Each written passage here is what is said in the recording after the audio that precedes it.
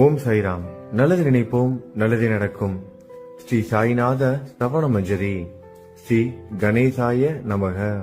எல்லாவற்றிற்கும் ஆதாரமானவனே, மயூரேச்சவரா, எல்லாவற்றிற்கும் சாட்சியாக விளங்குபவனே, கௌரியின் புதல்வனே, எண்ணங்களுக்கெல்லாம் அப்பாற்பட்டவனே, பெருத்த வயிறுடையவனே, ஸ்ரீ கணபதியே என்னை காத்தருள்வீர்.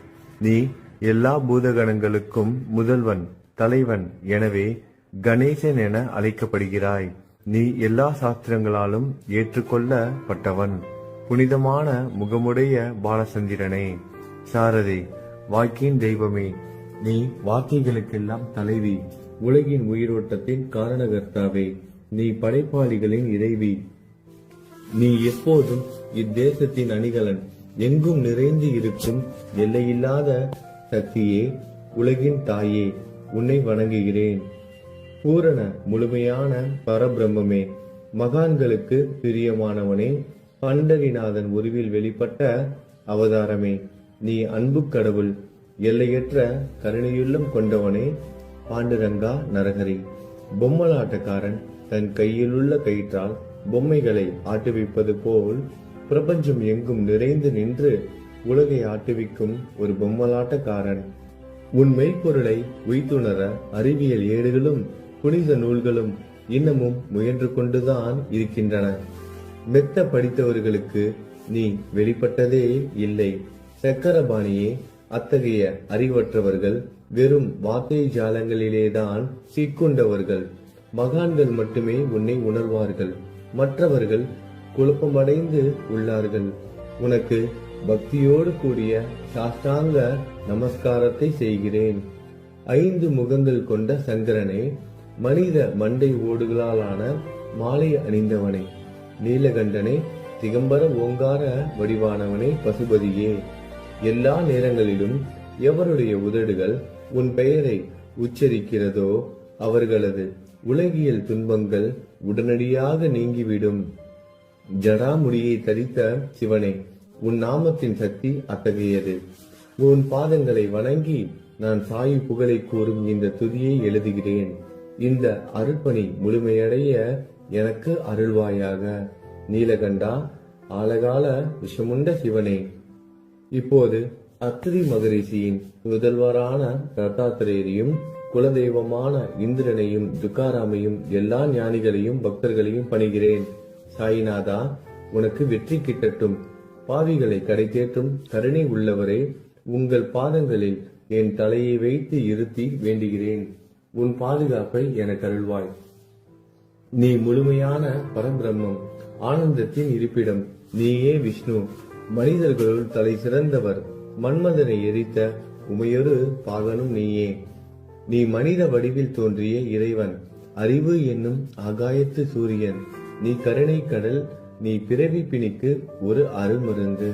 நீ ஏழைகளுக்கும் கீழ்த்தட்டு மக்களுக்கும் விரும்பியதை கொடுக்கும் சிந்தாமணிக்கல். நீ உன் பக்தர்களை பரிசுத்தப்படுத்தும் தெய்வம். உலக வாழ்க்கை என்னும் சம்சார கடலில் மூழ்குபவர்களை காப்பாற்றும் ஓடம். நீ அஞ்சுபவர்களின் புகலிடம். நீ இந்த பிரபஞ்சம் தோன்ற முதற் காரணமான பரிசுத்த பேரின்ப பேருணர்வு சைதன்யம். நீ கருணையே உருவானவன். உனது பலவிதமான வெளிப்பாடுகளில் இந்த உலகமும் ஒன்று. நீ பிறப்பற்றவன், சாவும் உன்னை தொட முடிவது இல்லை. என் நீண்ட ஆழமான சிந்தனைக்கு பின் வெளிப்பட்ட கருத்தே இது. பிறப்பு இறப்பு என்பவை அஞ்ஞானத்தால் தோன்றும் வெளிப்பாடே. மகாராஜா, நீங்கள் இறப்பும் பிறப்பும் மற்ற சுதந்திர பறவை. தண்ணீர் நீரூற்றாக தோன்றினால் அதன் ஆதாரம் அங்கு இருப்பதாக அர்த்தமா? ஏற்கனவே அங்கு அது நிரம்பி இருந்தது. பூமியின் உள்ளே இருந்தது, ஊற்றாக வெளியே வந்தது, அவ்வளவுதான். மணற்படுகையில் நீர் ஊற்றாக வெளிப்பட்டதும் அது நீரோடை என்ற பெயர் பெற்றது. அதன் சரியான பெயர் ஊற்று. தண்ணீர் இல்லாவிட்டால் அது வெறும் மணற்படுகையே. அந்த மணற்படுகையில் தண்ணீர் ஊற்றாக வந்தாலும் அல்லது வற்றி போனாலும் தண்ணீருக்கு அதனால் ஒன்றும் ஆவது இல்லை. ஏனென்றால் தண்ணீர் அந்த மணற்படுகைக்கு எந்த விதமான முக்கியத்துவமும் கொடுப்பது இல்லை. ஆனால் அறியாமையால் மணற்படுகையோ நீர் நிரம்பி இருந்தால் அது பெருமைப்பட்டு கொள்கிறது. ஆகையால் நீர் வற்றியவுடனே அது மிகவும் மனவருத்தம் அடைகிறது. இந்த மனித உடலும் ஒரு விதத்தில் அந்த மணற்படுகை போன்றதே. புனித பேரின்ப நிலையை அந்த நீரூற்றின் தூய தண்ணீருக்கு ஒப்பிடலாம். இம்மாதிரி எண்ணற்ற மணற்படுகைகளை மனித உடல்கள் இருந்த போதிலும் அவற்றில் உள்ள நீர் பேருணர்வு எனப்படும் சைதன்யம் மட்டும் மாறுபடுவதே இல்லை. கருணை உள்ளவரே, நான் உங்களை ஆதியும் அந்தமும் இல்லாதவன் பிறப்பற்றவர் என கூறுவேன். அறியாமை என்னும் மலையை உடைக்க உதவும் இந்திரனின் கையில் இருக்கும் வஜ்ர ஆயுதம். இதுவரை இந்த பூமியில் எத்தனையோ எண்ணற்ற உயிரினங்கள் தோன்றி உள்ளன, இப்போதும் தோன்றிக் கொண்டுதான் இருக்கின்றன. வருங்காலத்தில் மேலும் எண்ணற்ற உருவங்கள் தோன்றதான் போகின்றன. அந்த ஒவ்வொரு தோற்றத்திற்கும் ஒரு தனி உருவமும் பெயரும் கிடைக்கும். இந்த உயிர்கள் ஒவ்வொன்றும் பெயராலும் தோற்றத்தாலும் மட்டுமே இவ்வுலகில் அடையாளம் காட்டப்படுகிறது. ஆகையால் அந்த சுத்த பேருணர்வு நிலையை நீ நான் என்று பிரித்து காட்டுவது சரியல்ல. ஏனென்றால் எது இரண்டாக தோன்ற முடியாதோ அதுவே உண்மையில் பரிசுத்த பேரின்ப பேருணர்வு சைதன்யம் எனப்படும். அது ஒன்றே அனைவரின் உள்ளும் ஆத்மா என்ற பெயரில் உள்ளது. மேலும் உண்மையை சொல்வதானால் அந்த ஒரே ஒரு சுத்த பேரின்ப பேருணர்வு நிலைதான் உலகம் முழுவதும் வியாபித்து இருக்கிறது. அப்படி இருக்கையில் நீ நான் என்ற வேற்றுமைகள் எவ்வாறு இருக்க முடியும்? நீருண்ட மேகத்தில் உள்ள நீரின் தன்மை உலகெங்கிலும் ஒன்றே. ஆனால் அது பூமியை அடைந்ததும் வெவ்வேறு தோற்றங்களை நதி, ஏரி, ஊற்று ஏற்கின்றன. கோதாவரி மணற்படுகையில் விழும் நீர் கோதாவரி நதி என்றழைக்கப்படும். அதே சமயம் கிணறு ஒன்றில் விழும் நீருக்கு அந்த சிறப்பு தகுதி கிடைப்பது இல்லை.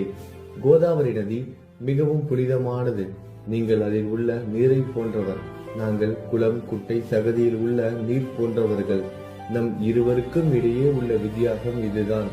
உங்கள் வாழ்வின் குறிக்கோளை அடைவதற்கு நாங்கள் உங்களிடம் வர வேண்டும். கூப்பிய கரங்களுடன் சரணடைய வேண்டும். ஏனென்றால் நீங்கள் ஒருவரை புனிதத்தின் உறைவிடம். புனிதமடைந்த கோதாவரி நதி மணற்பரப்பில் மழை நீர் பாயத் தொடங்கும் பொழுது அந்த நீர் புனித தன்மையை அடையும். அதை வெறும் தண்ணீராக மட்டும் கருதினால் அந்த தண்ணீர் தான் எல்லா இடங்களிலும் இருக்கிறது.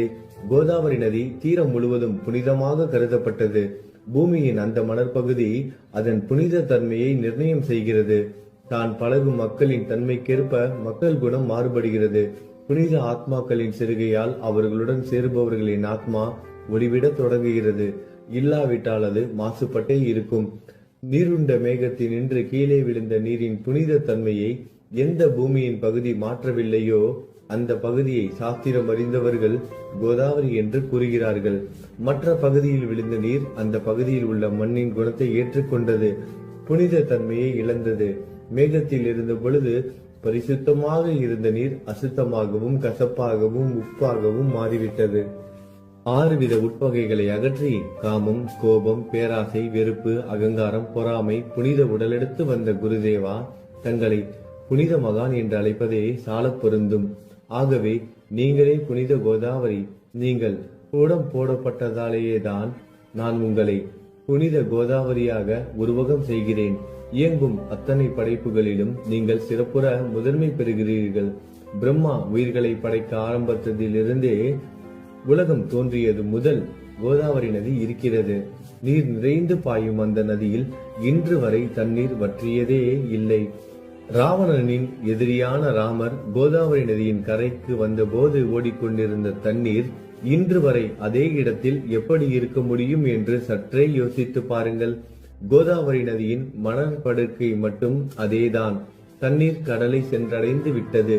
ஆனால் அந்த கோதாவரி நீர்ப்படுகையுடன் புனிதத்தன்மை மட்டும் என்றுமே மாறாமல் இன்று வரை அப்படியே உள்ளது.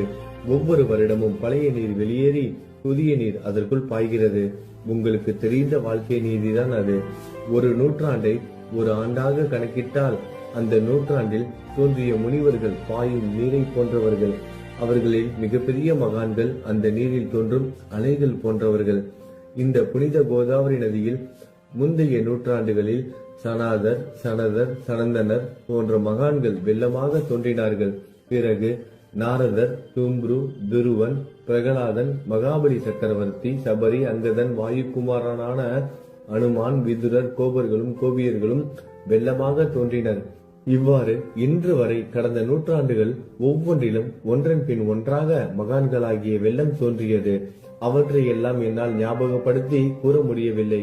சாய்நாதா, இந்த நூற்றாண்டில் 19ஆம் நூற்றாண்டு புனித கோதாவரி நதியில் சந்தேகத்திற்கு இடமில்லாமல் நீங்கள் வெள்ளமாக பாய்ந்தீர்கள். எனவே உமது தெய்வீகமான பாதங்களை வணங்குகிறேன் மகாராஜா. நான் செய்யும் தவறுகளை உங்கள் கவனத்தில் வைத்துக் கொள்ள வேண்டாம் என மன்றாடி கேட்டுக்கொள்கிறேன். நான் ஒரு எளியவன், அறியாதவன், தீய குணங்கள் கொண்ட மிகப்பெரிய பாவி. என்னை புறம் தள்ளி விடாதீர்கள், கைவிட்டு விடாதீர்கள். மட்டமான உலோகத்தையும் தங்கமாக மாற்றும் சக்தி கொண்ட ரசவாதக்கல் இரும்பினுடைய இயற்கையான தன்மைகளை பொருட்படுத்துவது இல்லை. கோதாவரி நதி தன்னுள் கலக்கும் சிறு ஓடைகளை திருப்பி அனுப்புவது இல்லை. அநேக தீய குணங்களை என்னுள் கொண்டவன் நான். உங்களது கருணை மிகுந்த பார்வையால் அவற்றை சடுதியில் அழித்து விடுங்கள். இது மட்டும்தான் உங்கள் அடிமையான தாசனேவின் வேண்டுகோள். ரசவாத கல்லின் தொடர்பு ஏற்பட்டும் இரும்பின் இயற்கை தன்மைகள் அளிக்கப்படாவிட்டால் குருதேவா, அது ரசவாத கல்லின் பெருமைக்கு இழுக்கு அல்லவா? என்னை பாவியாகவே இருக்கும்படி விட்டு விடாதீர்கள். தங்களை குறைவாக மதிப்பிட்டுக் கொள்ளாதீர்கள். நீங்கள் ரசவாத கல், நான் இரும்பு. எனக்கு ஏற்படும் இழிவுகள் தங்களுக்கு ஏற்படும் இழிவுகள் அல்லவா? ஒரு குழந்தை தவறு செய்து கொண்டேதான் இருக்கிறது. ஆனால் அதற்காக தாயார் கோபமடைவது இல்லை. இதை தாங்கள் நினைவில் வைத்துக் கொண்டு எனக்கு உங்கள் அருள் ஆசிகளை தாருங்கள். சத்குரு சாய்நாதா, நீங்கள் எனது கற்பக விருட்சம், சம்சார கடலை கடக்க உதவும் கப்பல். சந்தேகத்திற்கு இடமின்றி நீங்கள் ஒருவர் மட்டுமே என்னை கடை தேற்ற முடியும். நீங்கள் எனக்கு காமதேனுவாகிய பசு. நீங்கள் சிந்தாமணிக்கல், ஞானவானில் சூரியன் தாங்கள். நீங்கள் நற்பண்புகளின் சுரங்கம், சொர்க்கத்திற்கு ஏறி செல்ல உதவும் ஏனி நீங்கள். புனித செயல்களின் நிறைகள் நிறைய கொண்டவரை, பரிசுத்தமானவரை, சாந்தி மற்றும் பேரின்பத்தின் மொத்த உருவமே, இரண்டாக இல்லாதவரை, வேறுபாடு இல்லாதவரை, அறிவு கடவுளே, குறைகளற்ற முழுமையான அறிவாக உருவெடுத்தவரே, மனிதர்களில் உன்னதமானவரே, சாந்தி மற்றும் மன்னிப்பதின் உறைவிடமே, பக்தர்களின் அடைக்கலமே, என்னை ஆசீர்வதியுங்கள், என்னை ஆசீர்வதியுங்கள். சத்குரு மச்சீந்திரநாதர். கலியுகம் ஆரம்பித்தவுடன் மகாவிஷ்ணுவால் உலகம் உய்ய அனுப்பப்பட்ட 9 நாதர்களில் ஒருவர் நீயே. சிவன் நெற்றிக்கண்ணை திறந்தவுடன் அந்த அக்னியில் தோன்றிய மகாத்மா ஜாலந்தரும் நீயே. நீங்கள் மகாராஷ்டிராவில் தோன்றி பக்தி மார்க்கத்தை பரப்பிய ஞானிகள் நிவர்த்திநாதர், ஞானேஸ்வரர், கபீர்தாசர், ஷேக் முகமது, ஏகநாதர். நீங்கள் போதவா தத்தகுருவின் குரு நீங்களே. பண்டரிநாதரின் அடியவர் சாவதா மாலி. நீங்கள் உண்மையில் ஆஞ்சநேயரின் மறு அவதாரம் ராமதாசர். நீங்கள் மகாராஷ்டிர ஞானி பாண்டுரங்கன் மீது அபகங்கள் என்னும் கீர்த்தனை நிறைய இயற்றிய துகாராம். சாயிநாதா, நீங்கள் முஸ்லிம் ஞானி ராம பக்தர்.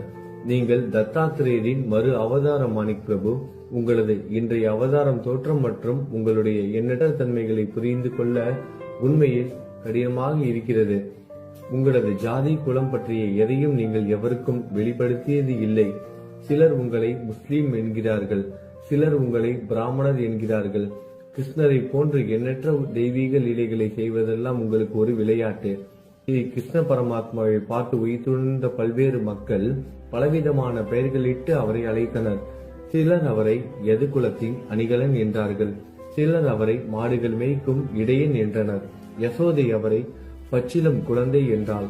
கிருஷ்ணனின் மாமனாகிய கம்சன் அவரை மகா காலன், உயிரை குடிக்கும் யமன் என்றான்.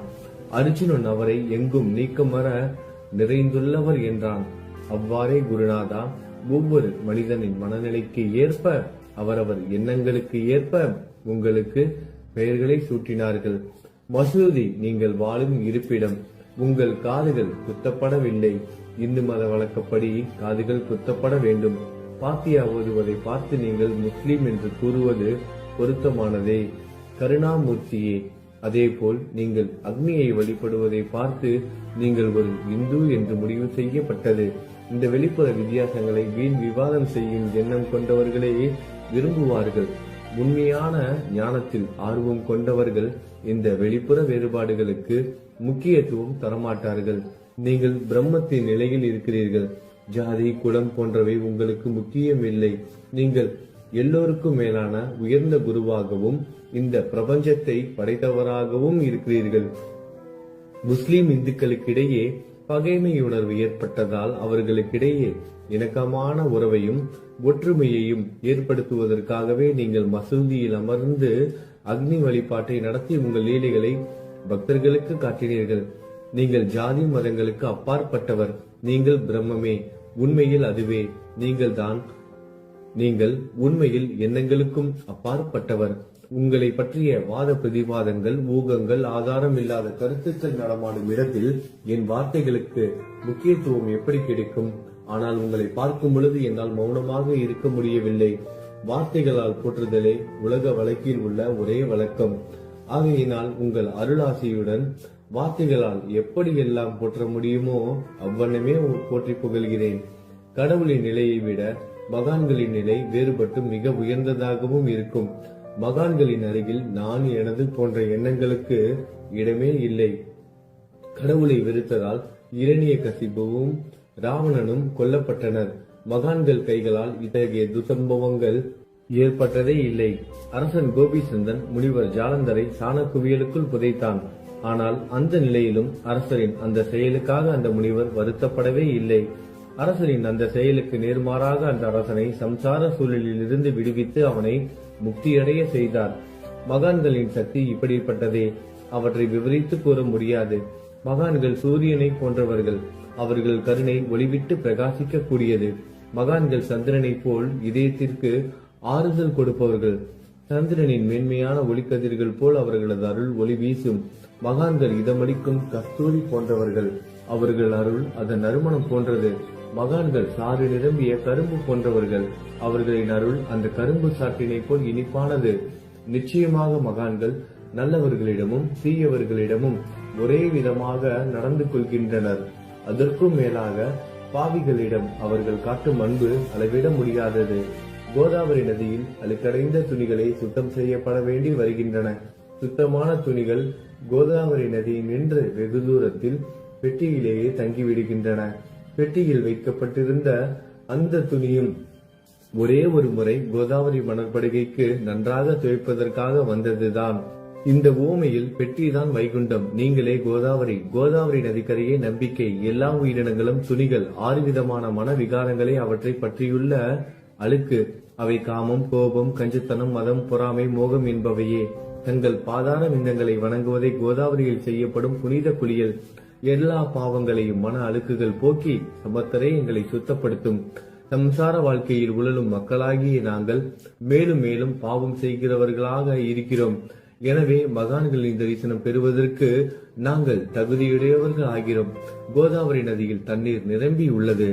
படித்துறையில் துவைப்பதற்காக துணிகள் வருகின்றன. அவை துவைக்கப்பட்டு சுத்தப்படுத்தப்படாவிட்டால் அது கோதாவரி நதிக்கல்லவா இலக்கை தேடி தரும். நீங்கள் அடர்ந்த இலைகளுடன் கூடிய நிழலையும் குளிர்ச்சியையும் தரும் மரம். உண்மையில் நாங்கள் வழிபோக்கர்கள். எங்களை 3 வித துக்கங்கள், இயற்கை இடர்பாடுகளால் வரும் துன்பங்கள், நமது உடலுக்கு வரும் நோய் நொடிகள், அஞ்ஞானத்தால் நிரம்பிவிடும் பாவ மூட்டை எனப்படுவையில் சுட்டரிக்கின்றன. கருணாமூர்த்தியே, அந்த சுட்டரிக்கும் 3 வித தாபங்களின் வெப்பத்திலிருந்து எங்களை காப்பாற்றும். தங்கள் அன்பு மிகுந்த கருணை என்னும் குளிர் நிழல் இந்த சம்சாரம் என்னும் வாழ்க்கை கடலை கடக்க உதவும் தன்மை கொண்டது. மரத்தின் அடியில் அமர்ந்தும் ஒருவன் சூரியனின் சுட்டரிக்கும் வெப்பத்தை உணர்ந்தால் அந்த மரத்தை நிழல் தரும் மரம் என்று கூற முடியுமா? பாருங்கள், உங்கள் அருளின்றி இந்த உலகில் நல்லது என்பது ஏற்படுவது இல்லை. எனவே தர்மத்தை நிலைநிறுத்துவதற்காக சேஷசாயி பாம்பு படுக்கையில் இருப்பவனே அர்ஜுனனுக்கு நண்பனாக, வழிகாட்டியாக மற்றும் ஆன்மீகவாதியாக மாறினார். சுக்ரீவனின் அன்பினாலேயே விபீடனன் அரசன் ராமனின் நட்பை பெற்றான். ஸ்ரீ ஹரியும் மகான்கள் மூலமாகத்தான் பெருமை பெற்றார். பிரம்மம் உருவமற்றது. எனவே வேதங்களால் அதை வர்ணிக்க முடியவில்லை. பூமியில் அதை மனித உருவில் தோன்ற வைத்து மகான்கள் அதன் உருவமற்ற தன்மையை மாற்றினர். தாமாஜி என்ற பக்தருக்காக பாண்டுரங்கனை ஒரு தாழ்த்தப்பட்ட குலத்தில் பிறக்க வைத்தார். சோகமேளா என்ற பக்தருக்காக உலகின் தெய்வமாகிய இறைவனை இறந்த எருமைகளின் உயிரற்ற உடல்களை எடுக்க வைத்தார். மகான்களின் பெருமையை உணர்ந்த இறைவன் தண்ணீர் சுமந்து உழைத்தார். உண்மையில் மகான்கள் எல்லாவற்றையும் தாங்கும் சக்தியும் சச்சிதானந்த பிரபுவும் ஆகிய இறைவனின் எஜமானர்களே. இதற்கு மேலும் சொல்வதற்கு ஏதும் இல்லை. நீங்களே என் தாயும் தந்தையும். ஷீரடி கிராமத்தில் வசிக்கும் சத்குரு சாயிநாதா பாபா, உங்கள் லீலைகளை எவர் ஒருவராலும் உண்மையிலேயே முழுமையாக புரிந்து கொள்ள முடியாது என்கிற போது சாதாரண மனிதனாகிய நான் எவ்வாறு அவற்றை விளக்க முடியும் என்று கூறுங்கள். எல்லா உயிரினங்களையும் காப்பாற்ற நீங்கள் ஷீரடிக்கு வந்திருக்கிறீர்கள். மண் அகல் விளக்குகளில் வெறும் தண்ணீரை ஊற்றி அவற்றை எரிய வைத்தீர்கள். மிக குறுகிய மரப்பலகையை கொஞ்சம் ஊஞ்சல் படுக்கையாக்கி உங்கள் யோக சக்தியை உங்கள் பக்தர்களுக்கு காட்டினீர்கள். அநேக பெண்களின் மலட்டுத்தன்மையை முழுவதுமாக நீக்கினீர்கள். புதியின் மூலம் அநேக பேரின் வியாதிகளை குணமடைய செய்தீர்கள். இவ்வுலக சம்பந்தமான துன்பங்களை நீக்குவது உங்களுக்கு ஒரு பொருட்டே அல்ல. யானை ஒன்று எறும்பை சுமையாக கருதுமா? குருராயா, இப்பொழுது இந்த எளியவன் பால் கருணை காட்டுங்கள். உங்கள் பாதங்களில் சரணடைந்து விட்டேன். என்னை திருப்பி அனுப்பி புறம் தள்ளி விடாதீர்கள். மகாராஜ், நீங்கள் அரசர்களுக்கெல்லாம் அரசன். நீங்கள் குபேரனை விட செல்வம் அடைந்தவர். நிச்சயமாக தன்னிகரற்ற வைத்தியர். உங்களை விட மேலானவர் எவரும் இல்லை. மற்ற கடவுள்களை வணங்குவதற்கு தனித்தனியாக பூஜை பொருட்களும் வழிபாட்டு முறைகளும் உள்ளன. ஆனால் உங்களை வணங்குவதற்கு தகுதியான பொருட்களே இந்த உலகில் இல்லை.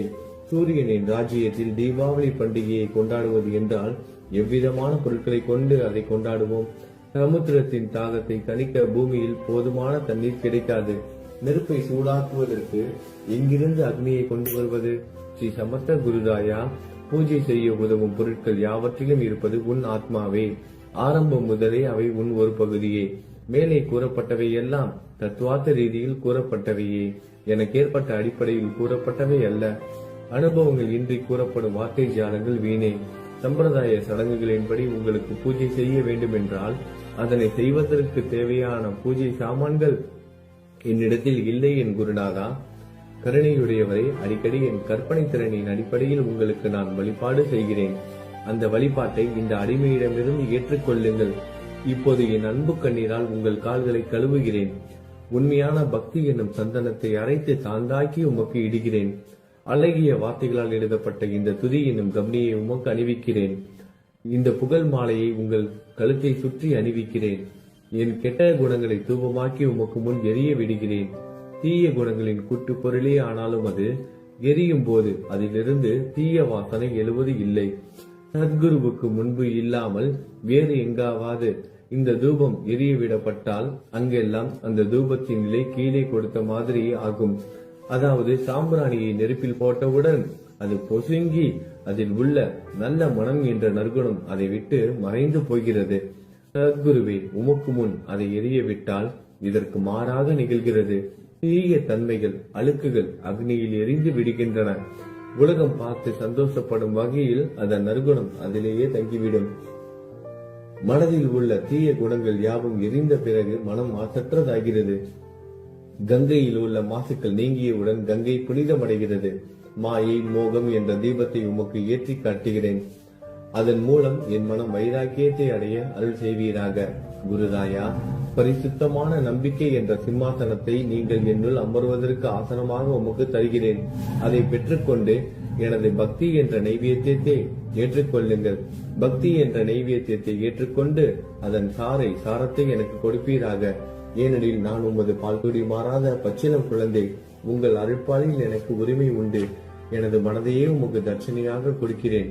ஆகையால் நான் செய்யும் காரியங்கள் யாவற்றிலும் நான் செய்பவன் என்று உரிமை கொண்டாட முடியாது. ஏனென்றால் நினைக்கும் மனதை தான் உமக்கு அர்ப்பணித்து விட்டேனே. இப்பொழுது பணிவுடன் கூடிய பிரார்த்தனையோடு உங்களை சாஷ்டாங்கமாக நமஸ்காரம் செய்கிறேன். தெய்வீக சாயிநாதா, தயவு செய்து நீங்கள் அதை ஏற்றுக்கொள்ளுங்கள். 8 பிரார்த்தனைகள். சாயிநாதா, சாந்தமான மனமுடையவரே, அறிவின் சிகரமே, அன்புள்ளம் கொண்டவரே, கருணை கடலே, உண்மையின் உறைவிடமே, மாயை என்னும் இருளை அகற்றுபவரே, ஜாதி மதங்களுக்கு அப்பாற்பட்ட துறவியே, எங்களின் புரிந்து கொள்ளும் திறமைக்கும் அப்பாற்பட்டவரே, அன்பின் இருப்பிடமே, ஷீரடி நாதா, என்னை காப்பாற்றும். ஞான சூரியனே, ஞானத்தை அளிப்பவரே, எல்லாவித நல்ல செயல்களையும் செய்பவரே, பக்தர்களின் மனங்களில் ஒளிரும் பரமஹம்சரே, தங்களை சரணடைந்தவர்களை காப்பவரே, படைக்கும் தொழில் புரியும் பிரம்மாவே நீங்கள், காக்கும் கடவுள் விஷ்ணுவே நீங்கள், 3 உலகங்களையும், பூவுலகம், சொர்க்கம், நரகம், கடைசியில் லயமடைய செய்யும் ருத்திரனும் சிவனும் நீங்களே. நீங்கள் இல்லாத இடமே இந்த பூமியில் ஏது? எல்லாம் அறிந்த இறைவன் நீங்கள். எங்கள் அனைவரின் இதயங்களிலும் வசிப்பவரும் நீங்களே. எனது எல்லா குற்றங்களையும் மன்னிக்க வேண்டும் என வேண்டி கேட்டுக்கொள்கிறேன். அலை அலைகளாக வரும் சந்தேகங்களையும் மனமயக்கங்களையும் போக்குவீராகுக. நீங்கள் பசு, நான் புதிதாக பிறந்த இளம் கன்று. நீங்கள் சந்திரன், நான் சந்திர காந்தக்கல். தங்கள் பாதங்கள் கங்கை நதி, புண்ணியத்தை தருவதால் பணிவுடன் இந்த அடிமை உங்களுக்கு தலை வணங்குகிறேன். உங்கள் கைகளை என் தலை மீது வைத்து ஆசி கூறுங்கள். கவலைகளும் துன்பங்களும் பறந்தோடட்டும். நான் உங்கள் அடிமை. இந்த 8 துதிகளையும் கூறி நான் உங்களை சாஷ்டாங்கமாக நமஸ்கரிக்கிறேன். எனது பாவங்கள், துயரங்கள், ஏழ்மை யாவும் உடனடியாக விலகட்டும். நீங்கள் பசு, நான் கன்று குட்டி. நீங்கள் தாய், நான் உங்கள் குழந்தை. என் மீது கடுமை காட்டாதீர்கள். நீங்கள் மேற்கு தொடர்ச்சி மலைப்பகுதி மலையகிரியில் உள்ள சந்தனம், நான் முள் அடர்ந்த புதர். நீங்கள் புனிதமான கோதாவரி நீர், நானோ பெரும் பாவி. குருநாதா, உங்கள் தரிசனம் கிடைத்த பிறகும் என்னிடம் உள்ள கெட்ட குணங்கள் என்ற அழுக்கு என் மனதிலேயே தங்கி இருக்குமானால் உங்களை சந்தனம் என்று யார் கூறுவார்கள்? கஸ்தூரியின் அருகாமையில் உள்ள மண்ணும் உயர்வாக போற்றப்படுகிறது. மலரின் தொடர்பினால் தானே அதன் நாரும் தலையில் உயர்ந்த இடத்தை பிடிக்கிறது. மலரால் மனம் பெற்ற நாற்போல் மகான்களும் அப்படிப்பட்டவர்களே. அவர்களுடன் தொடர்புடைய எந்த பொருளும் மிகவும் உயர்வாக மதிக்கப்படுகிறது. சிவபெருமான் விபூதி, லங்கோடு, நந்தி ஆகியவற்றை ஏற்றுக்கொண்டதால் 8 திக்குகளிலும் அந்த பொருட்கள் புகழப் பெறுகின்றன. இடையர்களை மகிழ்விப்பதற்காக யமுனை நதிக்கரையில் உள்ள பிருந்தாவனத்தில் உலகிற்கெல்லாம் இறைவன் தகிகாலா உரியடி விளையாட்டு என்ற விளையாட்டை விளையாடினான். அதுவும் அறிவுடையோர் மத்தியில் ஏற்றுக்கொள்ளப்பட்டது. ஆகவே நான் பாவியான போதிலும் உங்கள் சேவையில் ஈடுபட்டு உள்ளேன். குருநாதரே, என் நிலைமையை பற்றி உம்மனதில் எண்ணி பாரும். குருநாதா, லௌகீக உலகிலோ அல்லது ஆன்மீக வழியிலோ எந்த விஷயங்கள் எல்லாம் எனக்கு சந்தோஷத்தை கொடுக்கும் என என் மனம் சந்தேகம் இல்லாமல் நம்புகிறதோ அவற்றை எல்லாம் நீங்கள் எனக்கு அளித்தருள வேண்டும். உமது கருணையால் இந்த மாதிரி செய்துவிடும். எனது மனதை அடக்கி விடுங்கள். சமுத்திரங்கள் எல்லாம் தித்திப்பாக மாறினால் பிறகு அவை உப்பு கரிக்குமே என்ற பயம் தோன்றாதே. சமுத்திரத்தை தித்திப்பாக்கும் சக்தி உங்களுக்கு உண்டு. ஆகையால் தான் எனது இந்த வேண்டுகோள். தயவு செய்து இந்த வேண்டுகோளை நிறைவேற்றும். என்னிடம் என்னென்ன குறைகள் உண்டோ அவை அனைத்தும் உங்களுடையதே. ஆத்ம ஞானம் பெற்றவர்களில் முதலிடத்தில் உள்ள உங்களிடம் குறை என்பதை பொருந்தாதே. இப்போது இதற்கு மேலும் நான் ஏன் அதிகம் பேச வேண்டும்? நீங்கள் தான் எனது ஒரே அடைக்கலம். தாயின் இடுப்பில் உள்ள குழந்தை இயல்பாகவே பயமற்று இருக்கும். மகாராஜ், இந்த துதியை எவரவர்கள் அன்புடன் படிக்கிறார்களோ அவர்கள் ஒவ்வொருவரின் ஆசைகளை தயவு செய்து நிறைவேற்றும். இந்த துதியை படிப்பவர்களின் 3 வித தாபங்களையும், இயற்கை இடர்பாடுகளில் வரும் துன்பங்கள், நமது உடலுக்கு வரும் நோய் நொடிகள், அஞ்ஞானத்தால் நிரம்பிவிடும் பாவம் மூட்டை 1 ஆண்டிற்குள் விலகிவிடும் என்பதை இந்த துதிக்கு உங்களது ஆசையாக என்றென்றும் நிரந்தரமாக இருக்கட்டும். குளித்து முடித்துவிட்டு மனதில் முழுமையான நம்பிக்கையுடன் தொடர்ந்து இந்த துதியை பாராயணம் செய்ய வேண்டும். அப்படி முடியாவிட்டால் வாரம் வாரம் வியாழன் தோறும் சத்குருவை வணங்கி அவர் உருவை தியானம் செய்து கொண்டு இந்த துதியை பாராயணம் செய்யுங்கள். இதுவும் கூட முடியாவிட்டால் மாதம் மாதம் வரும் 2 ஏகாதசி தினங்களில் இந்த துதியை பாராயணம் செய்யுங்கள். இது ஏற்படுத்தும் விளைவுகளை பார்த்து அதிசயப்படுவீர்கள். குருமூர்த்தியான சாயிநாதர் இந்த துதியை பாராயணம் செய்பவர்களுக்கு இவ்வுலகியல் ஆசைகளை முழுமையாக உடனடியாக நிறைவேற்றுவார். இந்த துதியை திரும்ப திரும்ப பாராயணம் செய்வதால் முட்டாள்கள் கூர்மையான புத்தியை அடைவார்கள். யாராவது வாழ்நாளாவது குறைவானதாக இருப்பின் இந்த துதியை அவர்கள் படிப்பதால் 100 ஆண்டு காலம் வாழ்வார்கள். இந்த துதியை தொடர்ந்து பாராயணம் செய்து வந்தால், செல்வம் குறைவாக இருந்தால், ஏழையாக இருந்தால், செல்வத்தின் அதிபதி குபேரன் அவர்கள் வீட்டிற்கு வந்து தங்கி அவர்களுக்கு ஏவல் புரிவான். இது சத்தியம், இது சத்தியம், இது சத்தியம் என 3 முறை கூறுகிறேன். குழந்தை செல்வம் இல்லாதவர்கள் இந்த துதியை தொடர்ந்து படித்து வந்தால் குழந்தை செல்வம் பெறுவர். இந்த துதியை படிப்பவர்களின் வியாதிகள் எல்லா பக்கங்களிலும் பறந்தோடிவிடும். வியாதியை நின்று குணம் கிடைக்கும். இந்த துதியை திரும்ப திரும்ப படிப்பதால் பயம் மற்றும் கவலை மறைந்து போகும். மதிப்பும் மரியாதையும் கிடைக்கும். அழிவற்ற பிரம்மத்தை உணர்வார்கள். பிரம்ம ஞானம் கிட்டும். அறிவுடையோரே, இந்த துதியின் மீது உங்கள் இதயங்களில் முழுமையான நம்பிக்கை வையுங்கள். சந்தேகங்கள், நம்பிக்கையின்மை, தவறான எண்ணங்கள் ஆகியவற்றிற்கு கொஞ்சம் கூட மனதில் இடம் கொடுக்காதீர்கள். சீரடிக்கு புனித பயணம் மேற்கொள்ளுங்கள். பாபாவின் தாமரை பாதங்களை மனதில் நிறுத்துங்கள். அவர் அனாதைகளின் உறவினர், பக்தர்களின் விருப்பங்களை நிறைவேற்றும் கற்பகத்தரு. பாபாவால் உணர்வூட்டப்பட்டு இந்த துதியை நான் இயற்றினேன். இல்லாவிட்டால் எவ்விதமான முக்கியத்துவமும் இல்லாத என்னால் இந்த துதியை எவ்வாறு எழுத முடியும்? சக ஆண்டு 1840, ஆங்கில ஆண்டு 1918 புரட்டாசி மாதம் வளர்பிறையில் விநாயகர் சதுர்த்தி என்று திங்கட்கிழமை 2வது யாமத்தில் சூரிய உதயத்திற்கு முன் இந்த பாமாலை நிறைவு செய்யப்பட்டது. புனிதம் வாய்ந்த நர்மதா நதிக்கரையில் இந்தூருக்கு அருகில் உள்ள ஊரான மகேஸ்வர சேத்திரத்தில் ஸ்ரீ அகல்யாதேவியின் சந்நிதியில் ஸ்ரீ சாய்நாதரை போற்றி பாடும் இந்த தவண மஞ்சரி நிறைவடைந்தது. மகேஸ்வரம் என்ற புனித ஸ்தலத்தில் இந்த துதி நிறைவடைந்தது. ஸ்ரீ சாய்நாதர் என் மனதிற்குள் புகுந்து இந்த துதியின் ஒவ்வொரு வார்த்தையையும் என்னை கூற வைத்தார். எனது சீடன் தாமோதரன் இதை நான் கூற கூற எழுதினான். தாஸ்கனுவாகிய நான் எல்லா ஞானிகள் மற்றும் துறவிகளின் வேலையால் எங்கும் மங்களம் பொங்கட்டும்.